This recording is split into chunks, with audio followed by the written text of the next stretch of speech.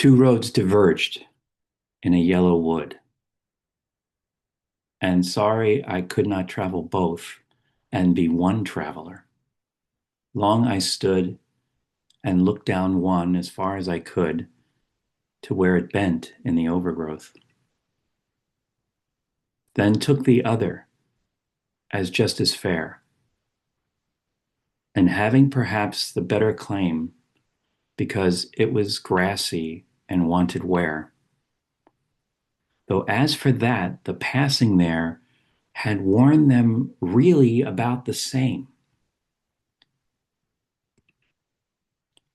And both that morning equally lay in leaves no step had trodden black. Oh, I kept the first for another day. Yet knowing how way leads on to way, I doubted if I should ever come back.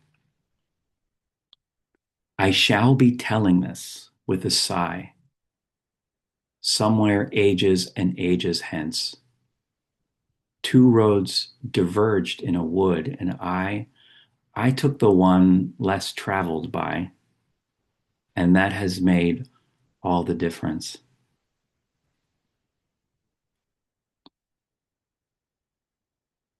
Taking a comfortable seat and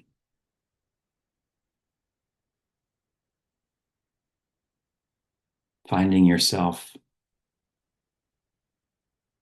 floating down into the room.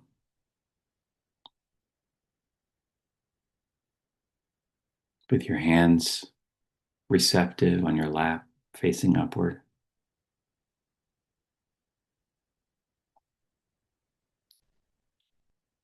And just as an experiment, falling back to watch all the thoughts pass by your eyes, not to squelch them, not to silence them, but just to watch those sparrows pass by.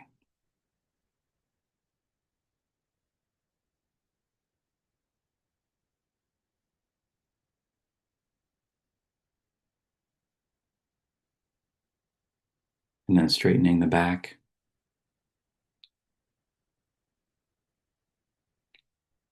softening the shoulders,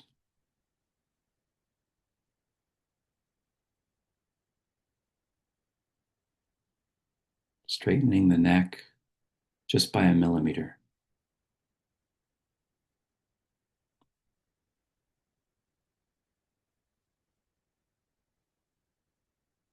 And then the muscles of your face soften,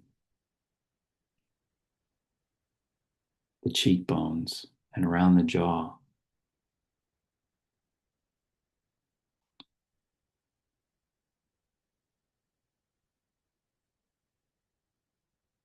Feeling your awareness rise to that point between your eyebrows on your forehead.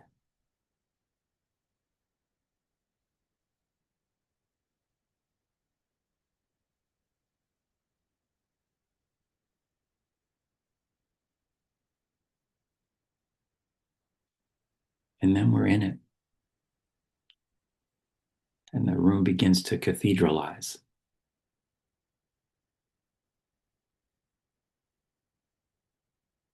And all the anxiety and the worry and the defensiveness and the readiness begins to settle slowly like silt at the bottom of a glass.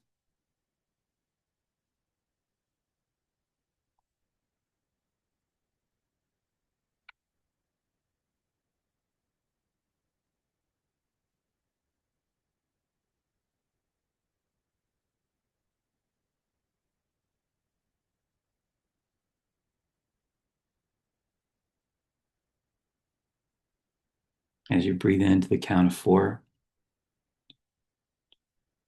your first breath is in compassion for yourself.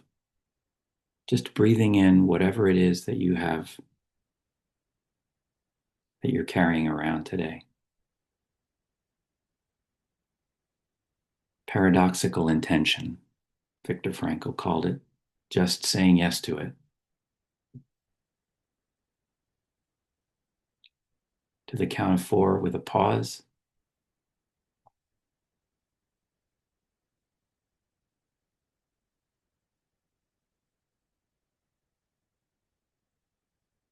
And breathing it all the way out to 5.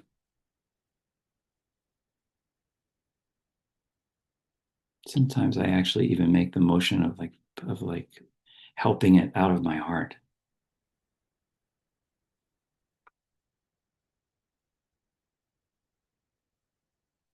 Tar Brach has meditators put their hands over their hearts or on their cheeks and say,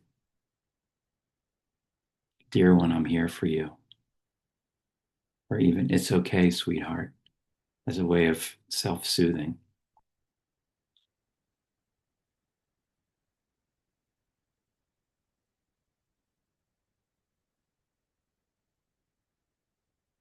Just counting into the 4 seconds, holding it for another second,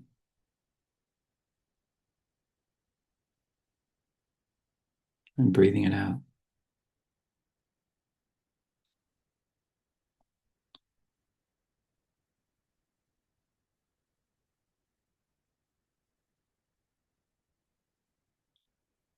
This is affixing your own mask before affixing the masks of others.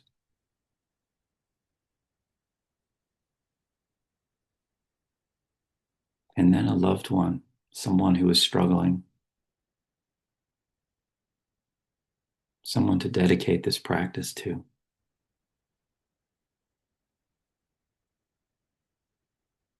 Breathing in their struggle to the count of 4.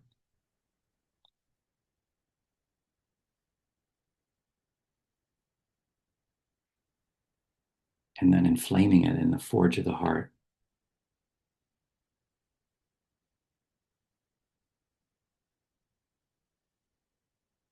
And releasing to the count of 5, just letting it go.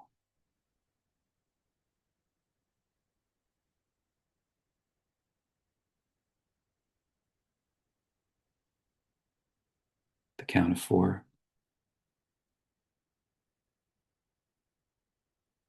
Dear one, I'm here for you.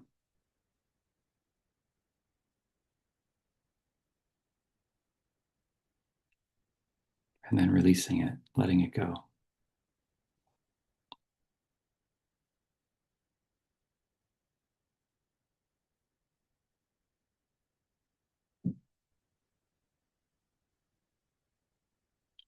And then for the stranger who you saw on the street, who you had nothing to offer to, it would seem, other than eye contact, other than acknowledging or saying, "I'm sorry, I don't have change today." Or someone whose face you saw in the news, or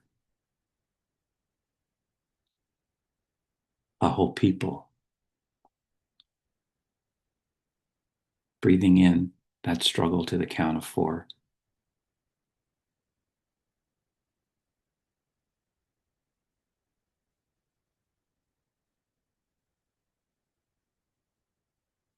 Turning that lead into gold in the forge of the heart. And then releasing to 5. Even pulling it out, if that's helpful.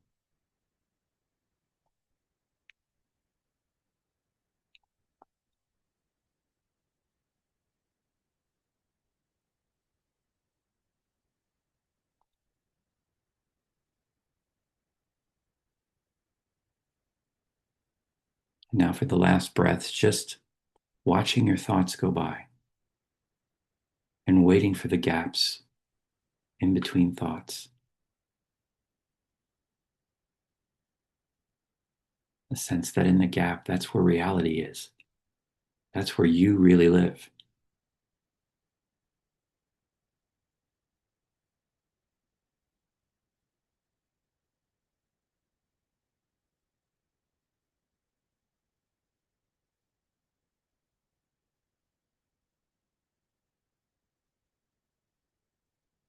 That's you being here.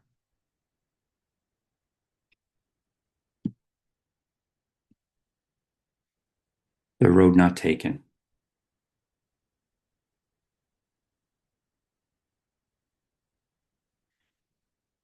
Two roads diverged in a yellow wood, and sorry I could not travel both and be one traveler. Long I stood and looked down one as far as I could to where it bent in the undergrowth. Then took the other as just as fair, and having perhaps the better claim because it was grassy and wanted wear. Though as for that, the passing there had warned them really about the same. And both that morning equally lay in leaves no step had trodden black. Oh, I kept the first for another day. Yet knowing how way leads on to way, I doubted if I should ever come back. I shall be telling this with a sigh, somewhere ages and ages hence. Two roads diverged in a wood, and I took the one less traveled by, and that has made all the difference.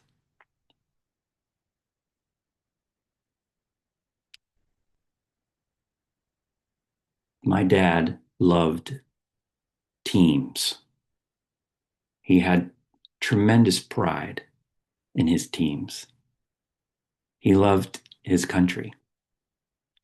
He loved the Navy that he served in the 1950s. He told me stories of getting into street fights with Marines in Norfolk.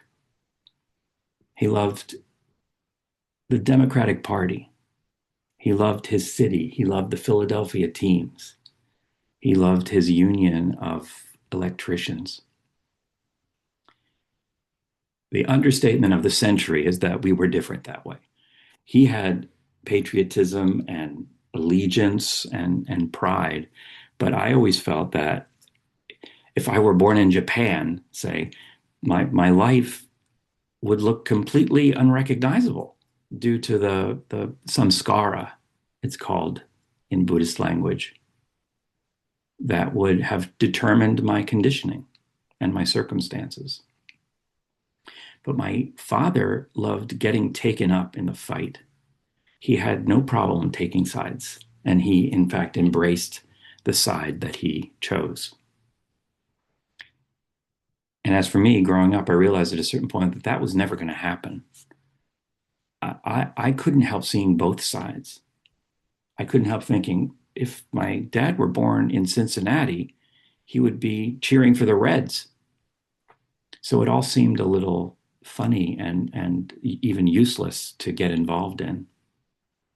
And Frost's poem is about seeing both sides and then convincing himself to take one, but to the point of zealousness. This poem is one of the most famous American poems of the 20th century, but it has been called by the critic David Orr, who wrote a whole book on this one poem. It's been called the most misread poem in American history. And it's for the simple reason that it presents us with a figure who sees two roads and he desires both roads. He's like me. And he even acknowledges that they're the same. They're both equally grassy and untrod. In fact, I bold-faced the lines that point that out. And then because it's human nature, he embraces the one he's taken as having made all the difference. But notice that that all happens in future tense. He will be saying in years hence, this was the road I was made for. So he goes from being me, really, seeing both roads and wanting to take them each equally, to choosing one and then zealously embracing it, like, say, my father would have, saying this has been the right road all along. Yet if you look at the title, it's called The Road Not Taken. It's not called The Road Less Traveled By, which I chose, and it's not called The Road Less Often Taken. The title of the poem points to the other road, the one that he didn't get to explore, the road that he did not take. And it's very subtle, but we sense that the speaker is protesting a bit too much. He's actually haunted by that other road, says David Orr. In our dualistic existence, our relative world, the world that my dad loved, we're presented with the illusion of choice. Choice and self-reliance, especially in this country, are often the source of pride. There are physicists and philosophers like Sam Harris who argue that there really is no choice, that there's nothing to be zealous about at all, that even our thoughts are determined by the thought that came before them. All begun by some original source, some Big Bang source, which by physics alone is taking us from moment to moment. And Advaita Vedanta, which I wrote about last week, and Protestants like Frost and Augustine and Arjuna of the Bhagavad Gita and the Stoics are all teaching what these physicists are now teaching.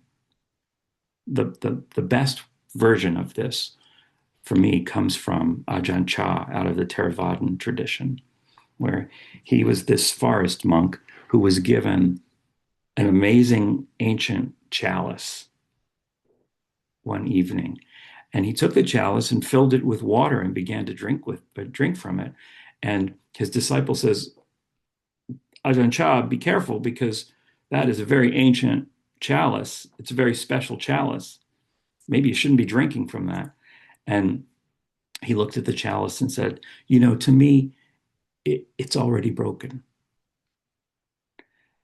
Looking forward at all of the effects that will happen, knowing that this chalice, like all of us, will eventually turn to dust, I choose to drink up now.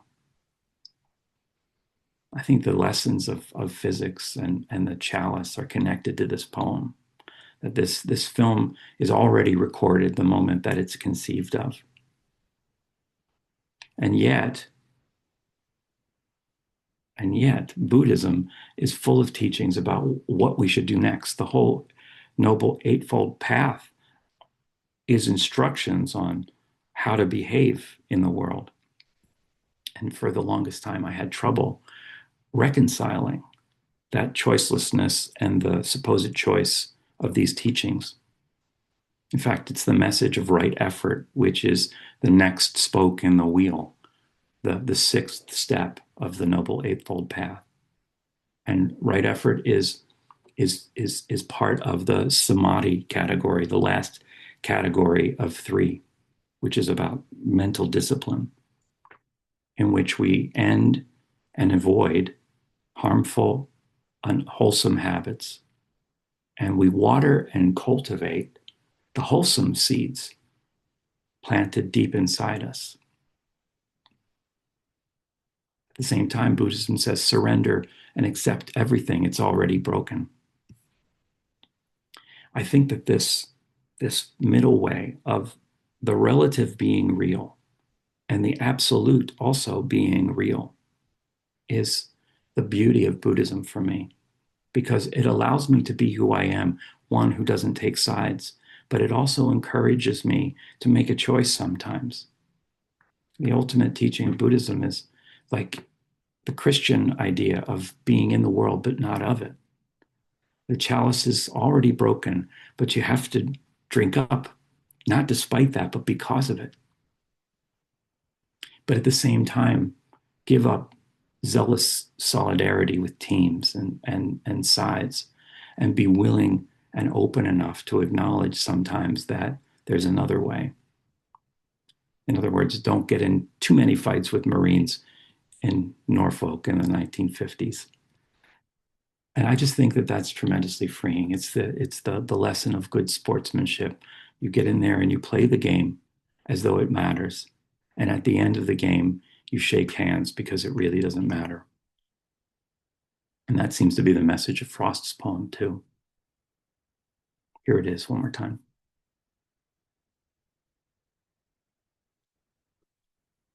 Two roads diverged in a yellow wood, and sorry I could not travel both and be one traveler.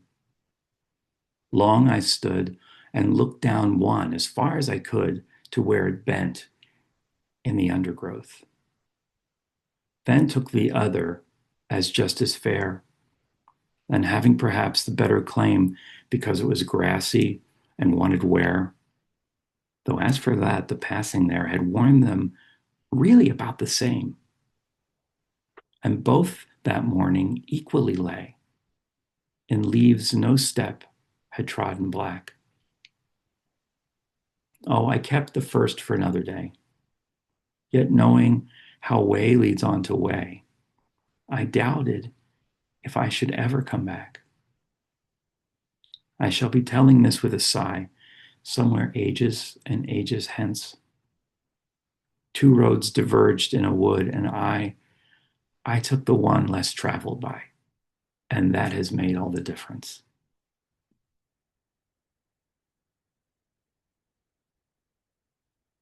So taking your comfortable seat again,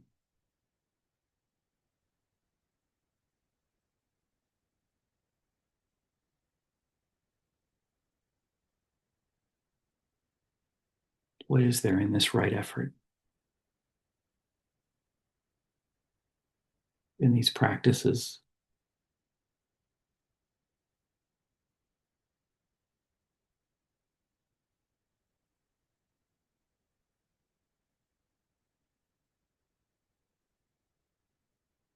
Breathing into the count of 4.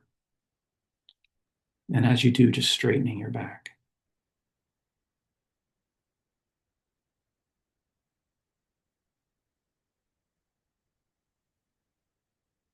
Breathing out, letting the drawbridge down for the next 10 minutes. All your doubts, ruminations, and defensiveness, all the guards with their spears just going loose.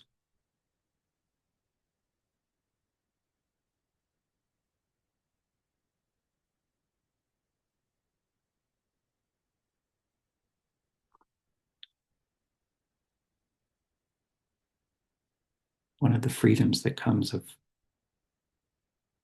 this teaching is that we learn to be cheerful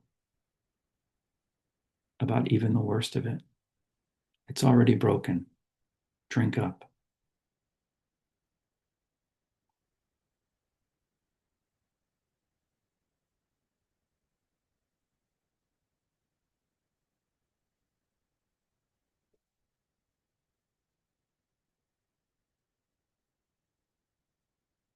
Maybe we let go of the reins and become a little less zealous about our side.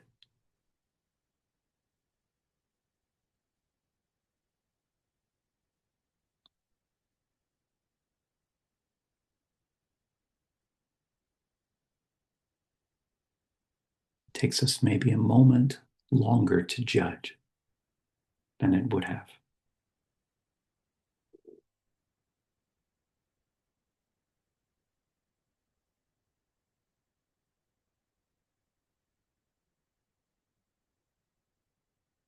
We acknowledge, like Jane Kenyon does in her wonderful poem, it could have been otherwise. I could have been born in Cincinnati.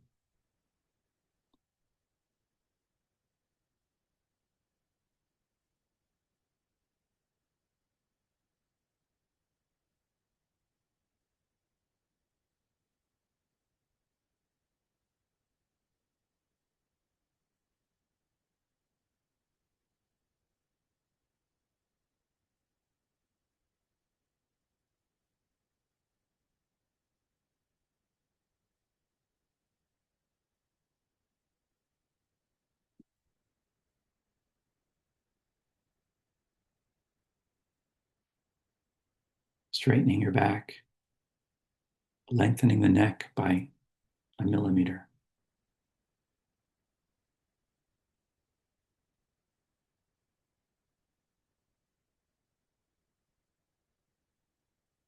and taking a seat behind yourself, what's often called the witness consciousness.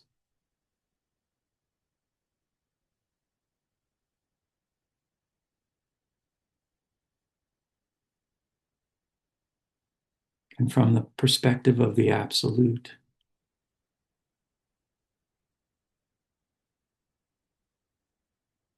you observe your body and you say, impermanence, impermanence.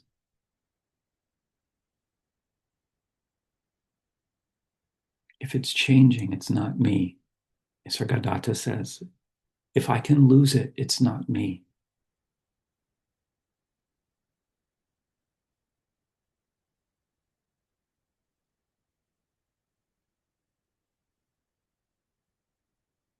And the same with your thoughts, these sparrows flying in every direction.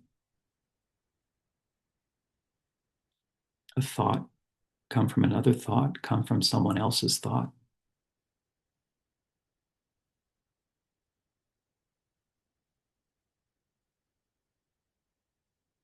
And your emotions come from other emotions.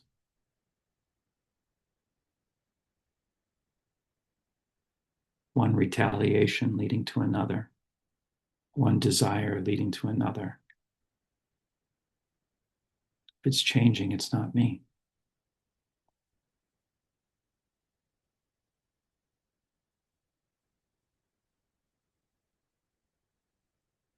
Samskara and conditioning.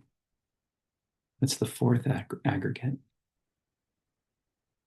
I was born here in this body to these parents.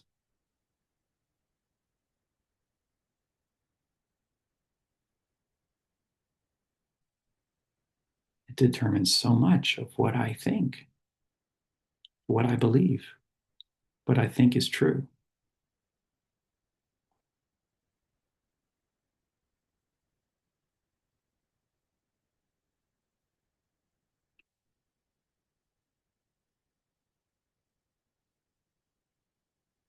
Still, from that seat, we can look at ourselves, the name we call ourselves.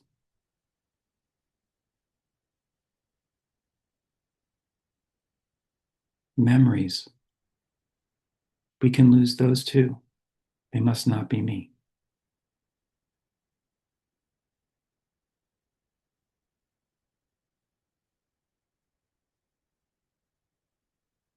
And then we put it all back on.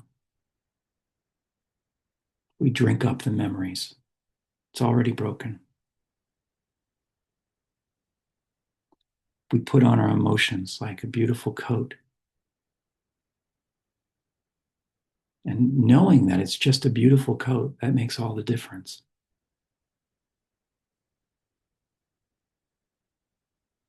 And we drink up our thoughts, gorgeous ideas, all that's available to us to chew on and enjoy. That makes all the difference. It's a meal, it's a drink from a chalice.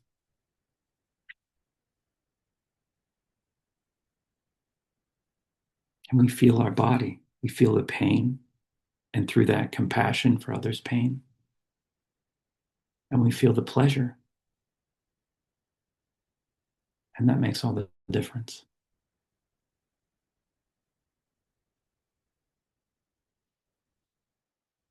The road not taken. Two roads diverged in a yellow wood, and sorry, I could not travel both and be one traveler. Long I stood and looked down one as far as I could to where it bent in the undergrowth. Then took the other as just as fair, and having perhaps the better claim because it was grassy and wanted wear, though as for that, the passing there had worn them really about the same. And both that morning equally lay in leaves no step had trodden black. Oh, I kept the first for another day. Yet knowing how way leads on to way, I doubted if I should ever come back. I shall be telling this with a sigh, somewhere ages and ages hence. Two roads diverged in a wood, and I took the one less traveled by. And that has made all the difference.